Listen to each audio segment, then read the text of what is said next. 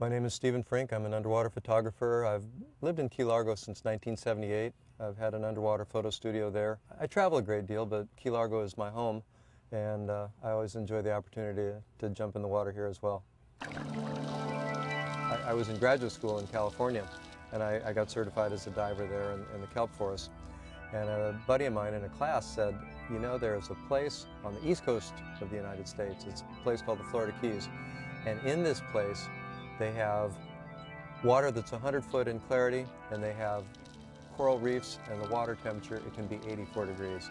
And I thought it was a fantasy. I couldn't believe that such a place existed in the continental United States. As it turned out, a friend of mine came to Key Largo on holiday, and so I thought, you know, well, let me go down and see if this mythical place truly exists. And I came to Key Largo in April of 1978. I saw that the reality was such that there were these beautiful coral reefs, there was warm water, there was terrific water clarity, and by November I was living here. I opened my studio to process film and to rent cameras, and in the afternoon when I had no customers I would go out and I would dive our coral reefs, and of course I think it's really where I learned to do underwater photography well. I think the coral reef is a very inspiring ecosystem. The oceans, of course, so much of our whole planet ties into the ocean. That I mean, is so obvious it almost doesn't bear repetition. But unless people have the opportunity to see how beautiful it is and to see the interrelationship, I think, then they don't understand how very important it is to protect our oceans and, you know, to be aware of issues like overfishing and shark finning and all the things that are challenging for our oceans today.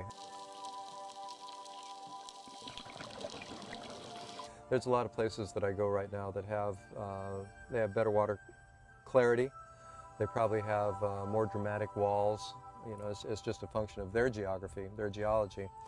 And they may have more dramatic wide-angle scenics, but in terms of marine life, there's no place that I dive in the Caribbean that has the density of marine life population that we have in the Florida Keys, and I think that's our big success story.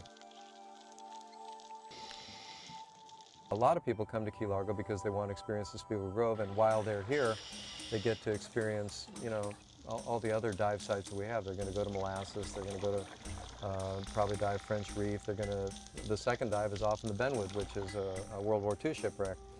So I think we have a very diverse portfolio of attractions, but as far as I'm concerned, I'm a tremendous supporter of the artificial reef program. I think it has been a terrific tourism enhancement, but also I think it's been very good for the marine life.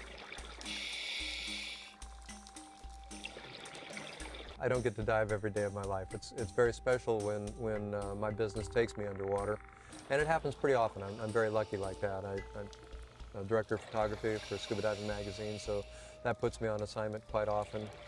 I lead exotic photo tours, so you know that puts me into really interesting places anywhere in the world, and that's my passion.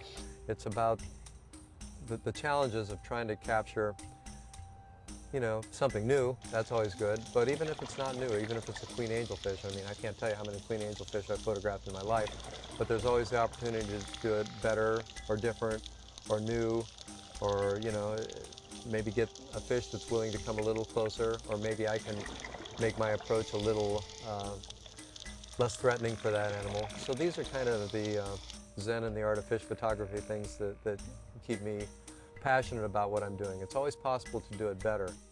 I think we who dive have an opportunity to experience the beauty, and we who photograph have an opportunity to present the beauty.